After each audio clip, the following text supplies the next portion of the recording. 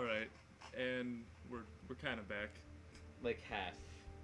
So basically, we lost the audio to like 3 videos, and we're just gonna do post commentary for them.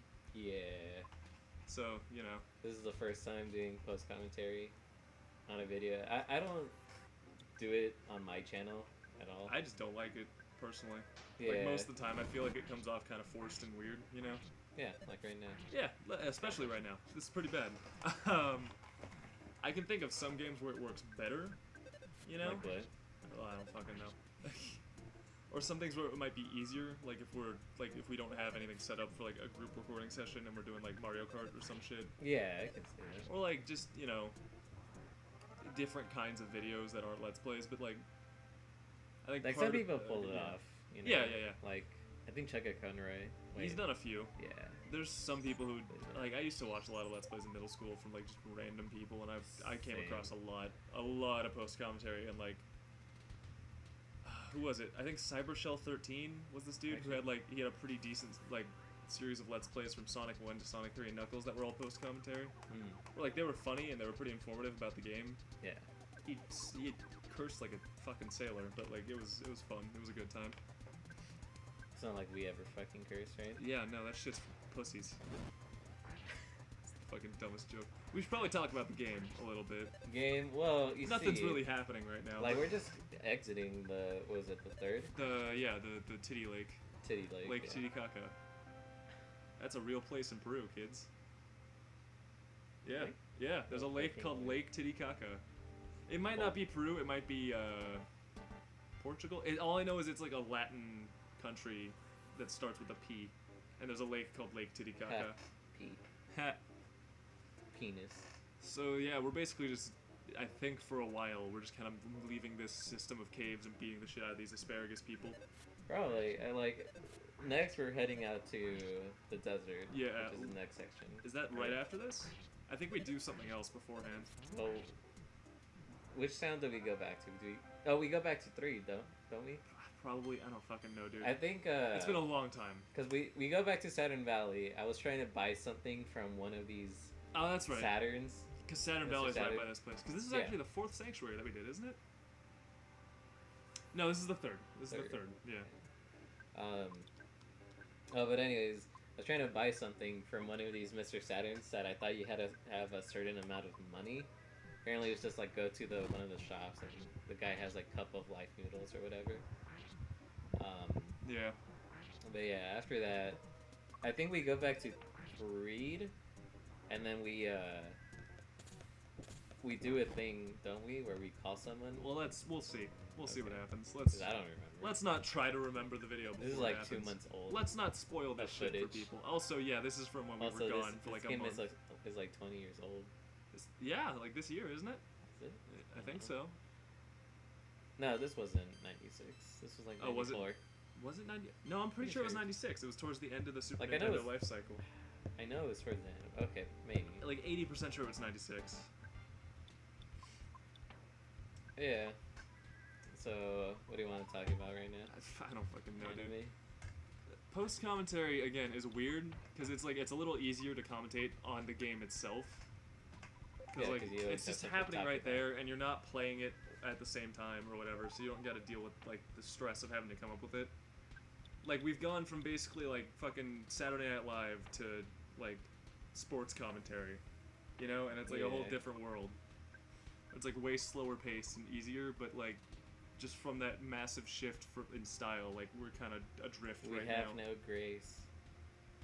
This Kong has a funny face. I don't know the words. I don't know the words past like the first 5 lines of the DK rap. Of the DK crew. DK. Conky Dong. Oh man. You're on fucking controls for DK64. I'm not touching that shit.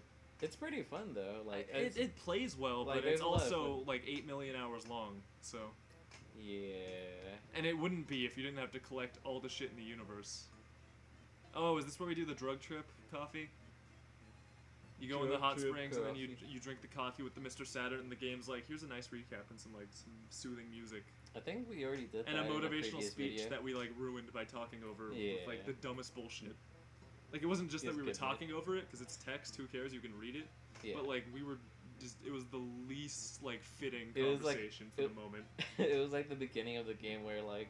I was, like, trash talking going Pooh, down. I think. Yeah, were you? I don't remember. I feel like I did at some point. Well, we talked about it some other time when we were in Fullerton of how Pooh is, like... barely in the game. Yeah. Like, gets a like premonition, like, oh, I must go to these people. Yeah, he's not really endgame because you get him around the time you go to like the 6th sanctuary. He's just much later than you usually get your final party member in this kind of RPG. For a little, I think. He does, yeah. He's barely in the game, in relation to the other 3. Yeah. Like, which is weird for an RPG because the game really kind of hinges on having a full party towards the end. Not necessarily in terms of like recovery and shit like that, because that you can do just fine with like 1 or 2. But like dealing damage, like your damage output gets to a point where enemies are super tough, and it's like, again, I've said it before, this game not necessarily hard, but it just takes much longer than it should without the full party at the end game, you know? And it's also really frustrating to get your final party member and then immediately have him go, nah, see you later, fuckers. Just taking all the shit you got for him. What's nice about Pooh though is that just to interrupt you before you start talking. What's nice about Pooh though is that he doesn't use he can't use the same items as the rest of the party. So when he's gone with equipment, it's not equipment that you needed really. Okay, yeah. So I can live with that. I was just about to ask that. Oh yeah. Yeah, they're all hidden, so I'll have to I don't remember where they are, so I'm gonna have to look it up. Where do we have to get his shit? Because you can't buy them, you gotta pick them up. And then his only weapon in the game is you have to grind for it for fucking 3 to 8 hours in one dungeon with one kind of enemy. I told Everett I'm actually okay with that. Oh, I know you are, because you're a fucking freak of nature. Your grinding practices. Well, that, and also I think, and you would agree with this, I'm pretty lucky in video games where I just pull off shit out of my ass and it just works. You really do. You really fucking do. I'm super salty about it still. Like, legit, any RNG, you know, I think, there's certain games where you can manipulate RNG, and I usually don't do that, but just, it just so happens to be on my side. I'm down to do that for this, just so we can, get the thing done with quicker, but... if there's any possible exploits to get the fucking Sword of Kings quicker. But I'm saying, not just necessarily talking about this, just, other games where I get the perfect roll, let's say in Mario Party, I found that hidden chest on the last turn. Fucking, I can never play Kirby's Dream Course with you ever again. What do you mean? That shit is just a salt mine with you. What? I tell you to use the mechanics, and you refuse to use the mechanics. I use all of them except for one. Yeah, one of the most important ones. What, the curve? Or the marking your shots? Yes. Because I don't need to mark... Yes, I don't really need to mark my shots. I haven't fucked up that many of my shots over my Kirby's Dream Course career. But But it's better to just know how accurate you are around it's trying to get fine. It's fine. It's more thrilling that way. Don't give me that look. Don't you fucking give me that look. It's thrilling, he says. It's a salt mine, he says. It is a salt mine though, because it just turns into a fucking we both just start fucking everything. This is actually money. No one knows what that means. You can't just say that shit. I mean, it's not like anyone watches these anyway. Yeah. Well, more people than usual have been watching. But... So in Kirby's Dream Course, we've been playing recently, right? Yeah. And that late night Kevin's house, we're playing Dream Course when we're supposed to wake up at playing at 9:30 or something. Well, he wanted to wake up at 9:30 so we could go fucking hunt Pokemon Go, which I was not on board for. I'm just gonna put that out there. Yeah. I know he watches these. It's fine. I don't care. I just remember I woke up to him standing over me. He's like, "Why aren't you awake?" And I'm like, "Fuck you." Those were the first words out of my mouth were just "fuck you." But yeah, we were playing. I'll just take dialogue while you fucking die. We were playing Kirby's Dream Course at fucking 4 in the morning, and Jesus just keeps setting up what he thinks are perfect shots with they look pretty good with utter confidence, and then failing harder than I've seen anyone fail at anything in my life. Yeah, where it's the most accurate description of what happened I can think of is imagine you're playing real golf and not Kirby golf. and you go to take a swing at the ball, and your pole just snaps in half before you hit the ball, but then the ball just rolls down the hill anyways, backwards to a different course. And then you go home and you find out your wife's been cheating on you for 15 years. Like, that's the level of failure that you had. I can't even argue that you're wrong. A perfect shitstorm of nonsense. We haven't talked about the game, like, at all, and, like, things have actually been happening. Well, it's mostly just been us leaving to the Force side? Because we already, at this point, we've already played the Factory. Are we on Force side? Yeah, we did Factory. So we're on our way to Force side. Yeah, but then you stop in the desert, and then and then I give you really shitty directions. Yeah, don't worry about the. This is like episode 1 of 3. Like, this is episode 24, or no, 25, 26, 27, right? Where 28, we'll just cut to wherever we are, and then we'll give vague directions of where you should go. Yeah, there's gonna be a lot of that desert extravaganza cut out. We don't have any audio like you for guys it. That suffer. I'd be down to like edit in just the best clips of you just like losing my shit, getting like absurdly mad at me, like genuine anger starting to creep through. But like we don't have any of the audio, so I'm reformed. Okay, I'm not toxic. You Can I get a hee XD? You got pretty CX. salty. Yeah, I was. Really it's salty. fine. I'm gonna next time we play, I'll have like a big old map open so we can find the dig site right away. That's what we were doing. We were trying to find the dig site. So I wanted to mention the moment, like it was 5 a.m. at Kevin's house where we just lost our shit because of a horrible shot I took where like it was really off. I don't know if I either died or I just stalled somewhere. Where I look Everett in the eyes. I'm like, I'm gonna give it that twang. I shot the ball. I shot Kirby. Fucking missed the hole.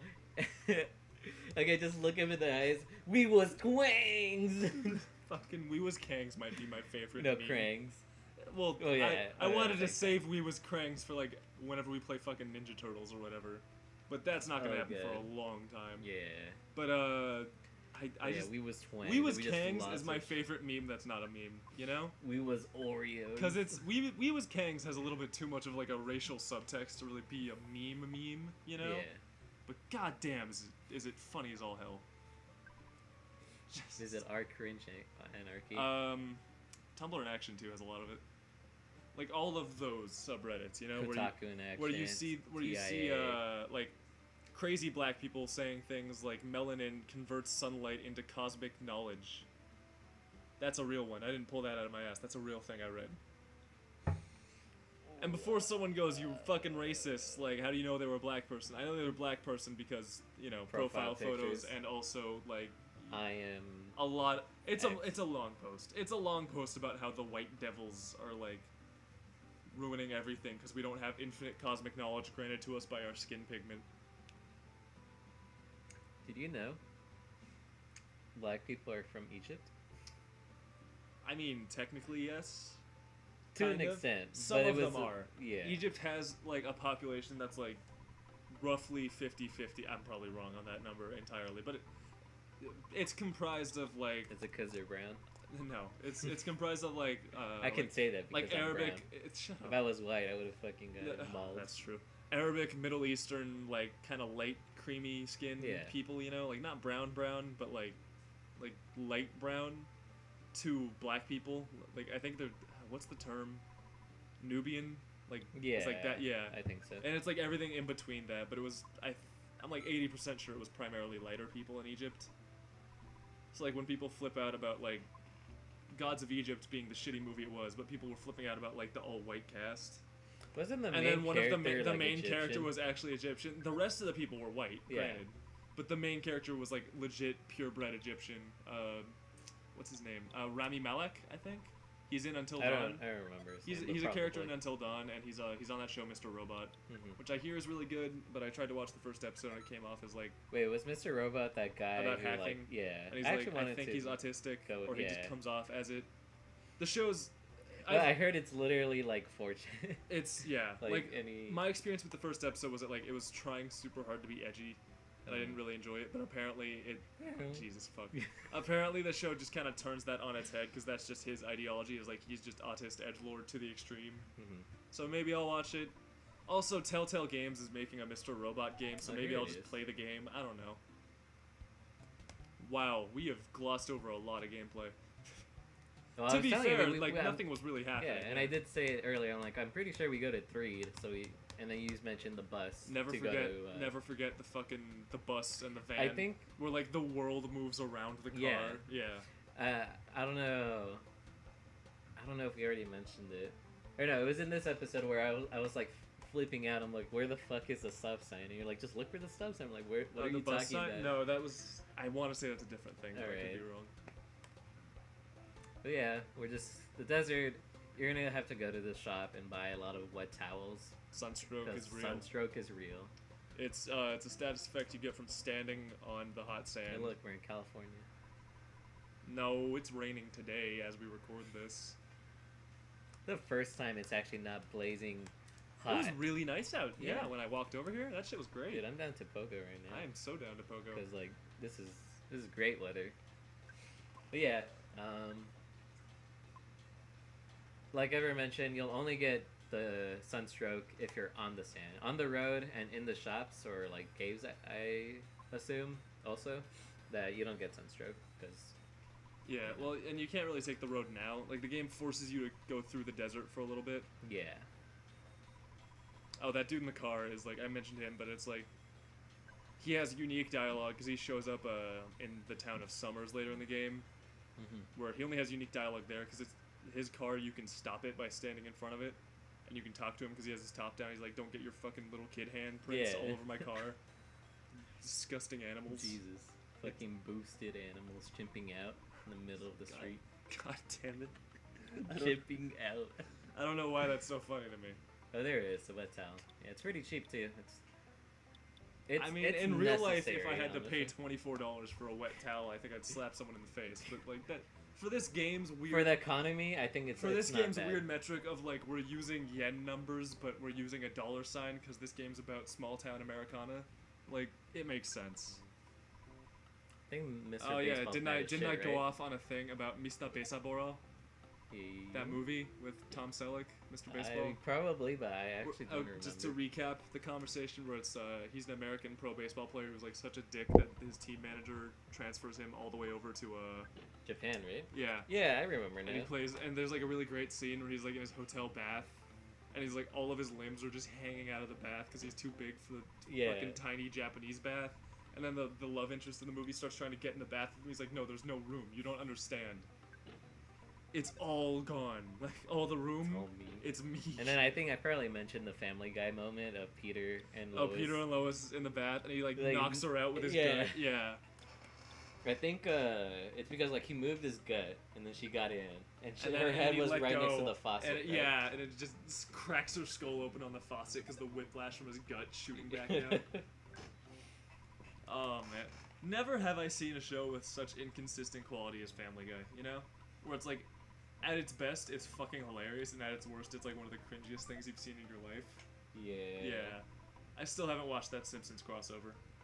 I'm scared to. It's on Netflix now, and I'm scared to watch it. I feel like I've seen so many, like, well, it's all images. Like, I don't know why I like the Facebook page of Family Guy. I don't remember doing it either.